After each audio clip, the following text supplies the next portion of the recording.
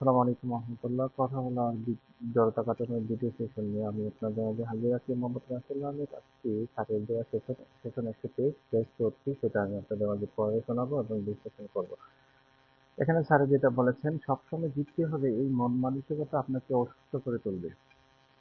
আপনাদের মধ্যে কেউ মুহূর্তে জিততে চান, কথার পিঠে কথা বলে জিততে চান, কুকীর্তি জিততে চান, তাৎক্ষণিক জবাব দিয়েও জিততে চান, রাস্তায় কয়েক সেকেন্ডের বাকবিতণ্ডায়ও জিততে চান, গালি দিয়ে হলেও জিততে চান। এগুলো মানুষের অসুস্থতা, মানুষের মন মানসিকতা যেরকম নষ্ট হয়ে যায় এগুলো। কিছু সময় পরে আপনি যদি নিজের সাথে একটু কথা বলেন, ঘটনা মনে করেন যে আপনি কি করেছেন, দেখবেন আপনার নিজেকে কুৎসিত লাগবে।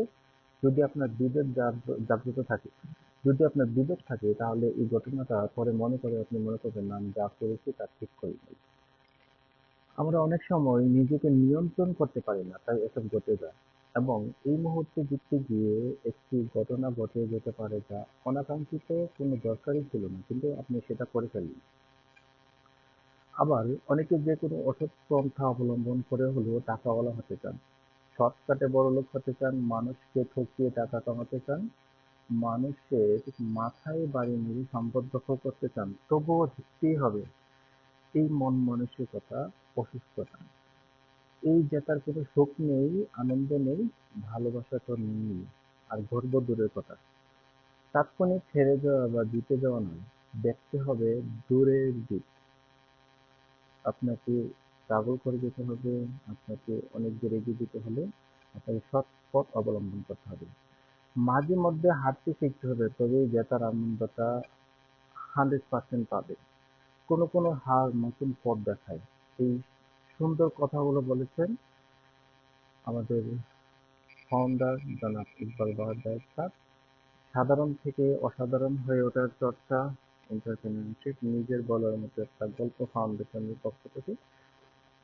আশা করি সবার কাছে এই সেশনটি খুবই ভালো লেগেছে। ছোট হলেও অনেক কিছু বোঝার আছে। আপনারা সবাই এই সেশনটি মনোযোগ দিয়ে শুনবেন, পড়বেন। তাহলে এই সেশন থেকে অনেক কিছু শিখতে পারবেন।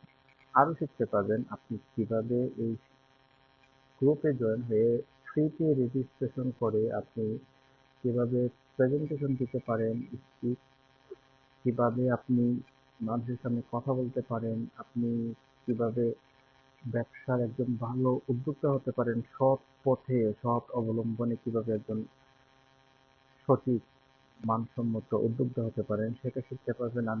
আপনি এখানে কোরআন শিখতে পারবেন, আপনি এখানে স্পোকেন ইংলিশ শিখতে পারবেন, আপনি এখানে আপনি আপনার জীবনের কাহিনী বলতে পারবেন, আপনার নিজের বলার মতো একটা গল্প। ফাউন্ডেশন নামটাই অসাধারণ। আপনি যদি এই প্রতিষ্ঠানে লেগে থাকেন, তাহলে আপনি অনেক কিছু শিখতে পারবেন, যেটা একদম ফ্রিতে আমাদেরকে সুযোগ করে দিয়েছেন জনাব ইকবাল বাহার জাহিদ স্যার। নিজের বলার মতো একটা গল্প ফাউন্ডেশন। আপনারা যদি কেউ রেজিস্ট্রেশন করতে চান, অবশ্যই এই গ্রুপে মেসেজ করলেই রেজিস্ট্রেশন মেম্বার আপনাদেরকে ফ্রিতে রেজিস্ট্রেশন করে দেবে। অসংখ্য ধন্যবাদ সবাইকে। আসসালামু আলাইকুম রহমতুল্লাহ।